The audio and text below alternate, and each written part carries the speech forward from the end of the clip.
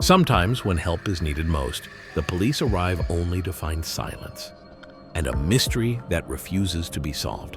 Tonight, you'll hear 3 disturbing true stories where the police couldn't help.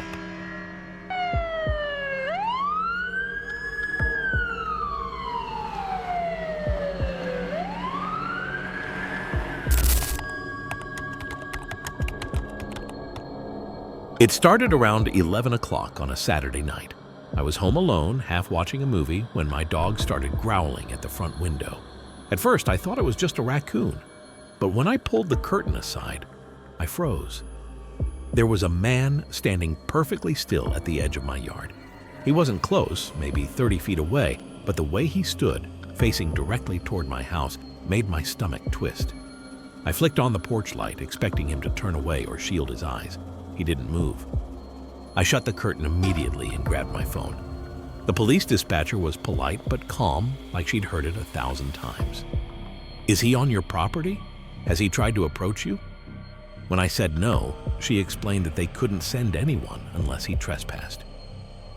So I sat back down, pretending to watch TV while every nerve in my body burned. Curiosity got the better of me 10 minutes later. I peeked again. He was closer.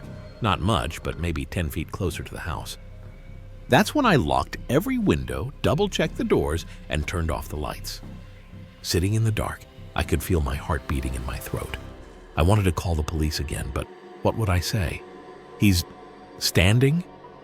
An hour passed, then another. Each time I glanced outside, he was still there, always in the same stiff position, always facing the house.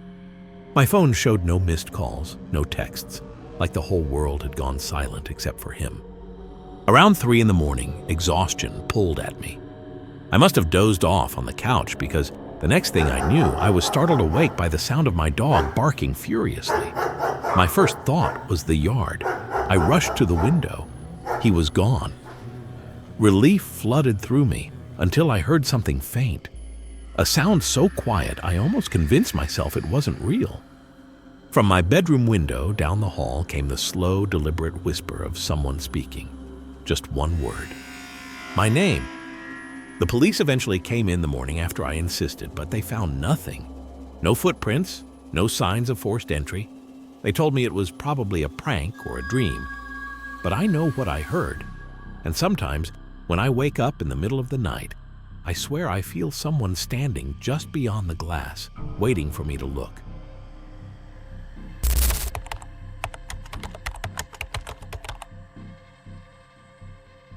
Sometimes the scariest part isn't what's hiding under your bed. It's realizing it was there long before you ever thought to check. I was 16 the first time I told the police someone was sneaking into my room. It sounded ridiculous even as I said it, but I couldn't shake the feeling that someone had been inside. Things weren't where I left them. A glass of water I'd set on my nightstand would be half empty by morning. I'd wake up to the faint smell of sweat, as if a stranger had been in the room all night. The first officer I spoke to told me it was probably nerves from school stress. The second told me to lock my windows and doors. By the third call, they told me flat out to stop wasting resources, so I tried to ignore it. But at night, the noises made it impossible. Tiny shifts, like weight pressing against the floorboards, or a low creak when I turned over in bed. Sometimes I'd hear my own bed frame groan softly, as if something moved beneath it. One night, after weeks of this, I decided I needed proof. I set my phone to record and propped it against a pile of books. I turned off the lights, climbed under the blanket, and tried to sleep, knowing the red recording light was pointed at the room. I lasted maybe 2 hours before I woke with my heart pounding. My room was silent but heavy, the kind of silence that feels alive. I forced myself to reach for the phone, hands trembling, and stop the recording. I didn't watch it right away. I told myself I'd check it in the morning, but I couldn't wait. At 3 in the morning, I sat on the floor with the glow of the screen on my face. Most of the footage was boring, me shifting, the blanket rising and falling with my breathing. Then, near the end, I saw myself lift the blanket slightly to peek underneath. And there they were, 2 eyes, wide and unblinking, reflecting the faint light of the screen. I dropped the phone instantly, shoving the blanket aside in panic, but when I looked, there was nothing. Nobody, just the cold, dark space under my bed. I didn't sleep the rest of the night. I still don't know how long they'd been there or why they disappeared the second I knew. But even now, years later, I can't sleep without checking under my bed first. And some nights I swear I still smell someone else's breath in the dark.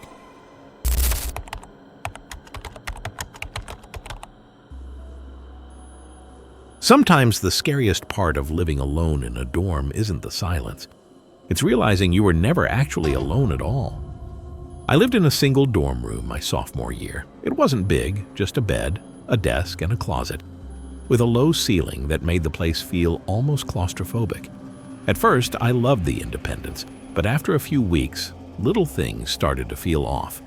I'd wake up to find my textbooks moved from the desk to the floor.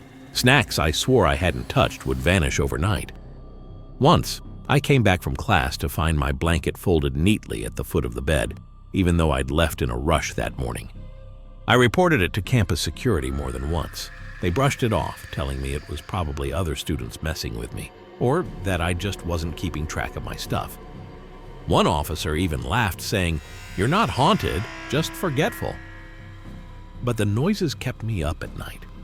I'd hear faint shuffling, like something brushing against the walls.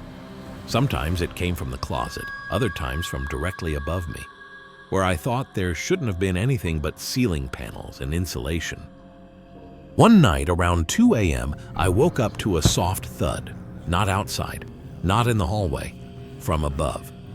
I lay frozen in bed, staring at the ceiling, listening as something shifted in the crawl space. Slow, deliberate movements, followed by silence. The next morning, I told security again. They rolled their eyes and promised to do a sweep. They found nothing, of course. I tried to convince myself I was imagining it, but the dread kept building. I stopped sleeping through the night. Every creak, every whisper of sound above me made my skin crawl. It wasn't until months later, after another student in my building reported similar noises, that the police finally got involved. They opened the ceiling panels in my room first. What they found made me sick. There were food wrappers stuffed between beams, a tattered blanket rolled into a makeshift bed, even empty water bottles lined up neatly against the wall.